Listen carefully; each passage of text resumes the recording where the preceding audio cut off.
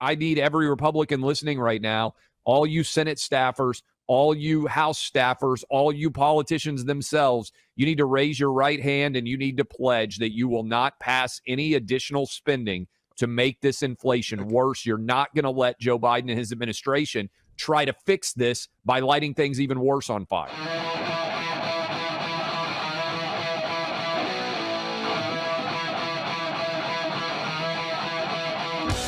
Look, the inflation story is a very damaging one for the Democrats' political prospects going forward, going into this midterm election.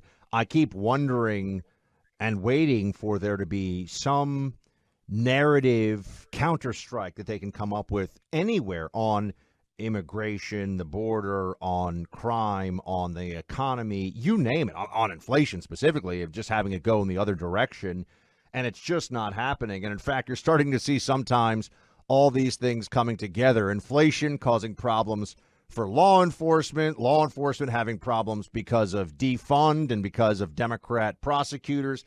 Here is an ABC reporter talking about how gas prices are so high that in one Michigan county, the police department says they can't even respond to every 911 call anymore in person. They just don't have the funds for it. Listen. Gas prices are so high. The Isabella County Sheriff's Office here says they've actually blown through their fuel budget already, so they will respond to some non-emergency calls by phone, try to resolve those issues by phone. Now, the sheriff here says it will likely be several months before a new fuel budget is passed. Clay, this is the reality that we're seeing here.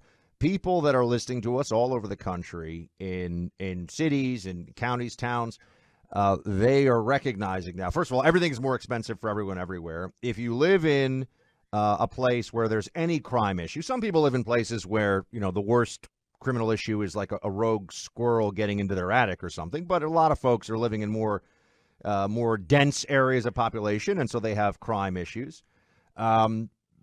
You're poorer, you're less safe, you have a wide open border, you have more expensive groceries, you have more expensive gas, and likelihood of a recession here, which is I think could really affect the employment picture too.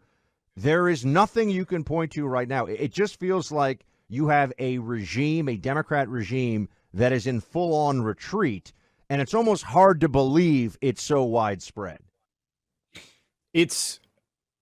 Let's be honest, it's an unmitigated disaster. And I just keep thinking to myself, Buck, and you know this, we all knew that Joe Biden was not going to be a successful president. But I think the degree to which he has failed on all fronts, he came in saying, hey, I want to unite America. If you look at the poll numbers, Joe Biden has united America in the belief that he is not up to the job. I mean, we're talking about the most recent Quinnipiac poll. He had a 33% approval rating. That means basically almost 70% of Americans are saying, you know what? Joe Biden's not up to this job. And as bad as it's already been for Biden, Buck, let's think about what the next 2 years are going to be once Republicans take back the House and once they take back the Senate. I don't know when or if Biden is going to try to announce that he's going to run for re-election at 82 years old. But if he does, it's going to be a landslide election in the other direction. And I'm not even sure that his party is going to allow him to run, right? Meaning there might be several people who say I'm running against him. The best thing that could happen to Joe Biden, if we're just looking at the economy, is Republicans completely annihilate the Democrats in the midterm elections.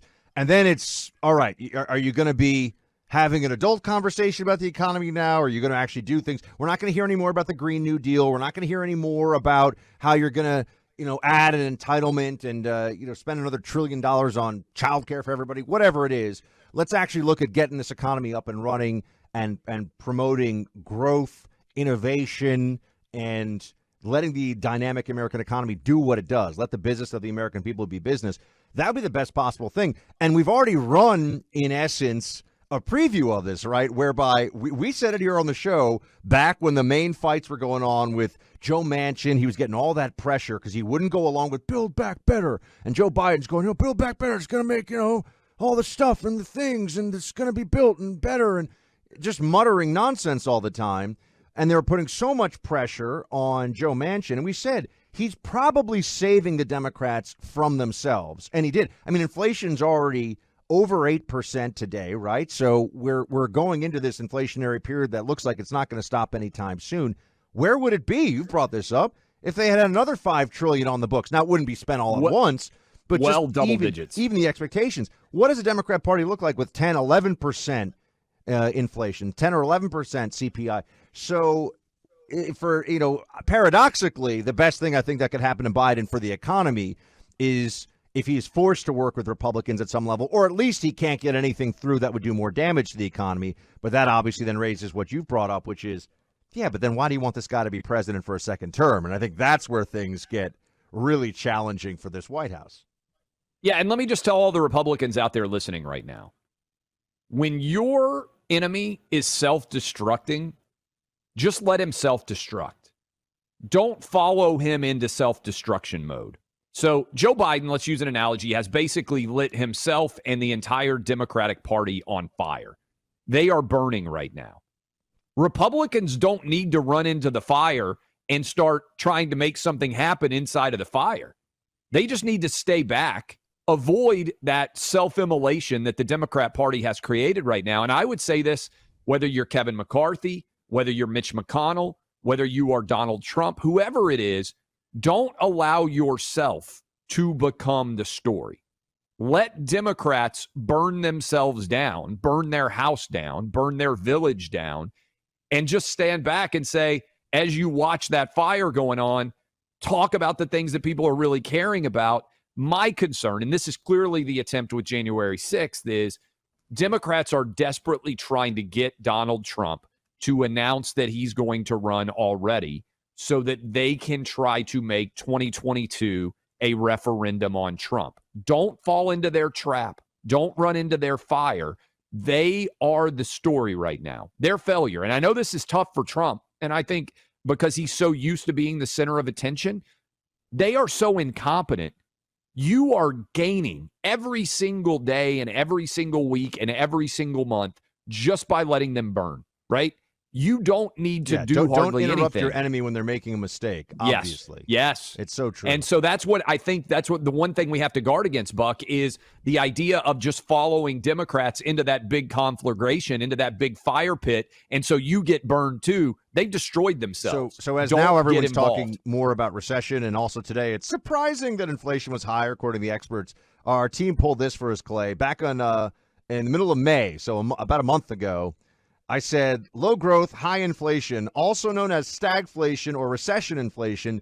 That's what we are facing right now in America. They're going to start to use the R word soon, Clay, recession. I think everyone sees it coming. And you said, no doubt.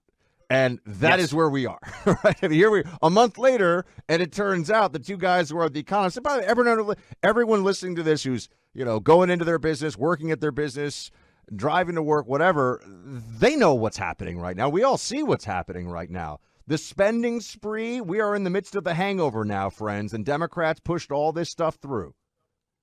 What's amazing, Buck, is how do we get everything so right? And all these, and I'm air quoting here, if you're watching on video as part of the VIP 24/7, you can see it. All of the experts keep getting it wrong. How many months in a row have the experts been wrong on their inflation expectations? At some point, if you're always wrong in one direction, wouldn't you adjust your expectations and make your expectations worse? I mean, the stock market is down. I'm looking right now. I mean, by the way, don't check your 401ks in the Biden years. It's down 750 points as we talk right now. It was down 600. I'm talking about the Dow yesterday. What was that, 1,300 points roughly in the space of 2 days? All because inflation came in far worse than these guys were expecting. Let me just give an idea. For all the Wall Street traders out there listening, expect it to be awful, right?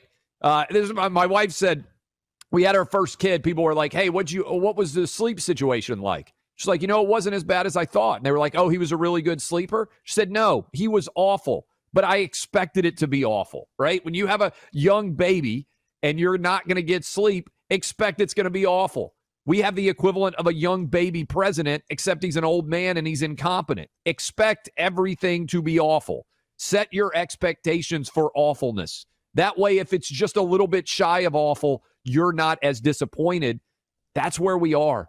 And unfortunately, I think that's where we have to be. And we'll talk about this throughout, but I need every Republican listening right now, all you Senate staffers, all you House staffers, all you politicians themselves, you need to raise your right hand and you need to pledge that you will not pass any additional spending to make this inflation worse. You're not going to let Joe Biden and his administration try to fix this by lighting things even worse on fire. So non-economist Buck, the team is pulling. I said, let's see, because now you're going to hear a lot of talk about inflation. When do we start talking about inflation, Clay? 18th of October, 2021.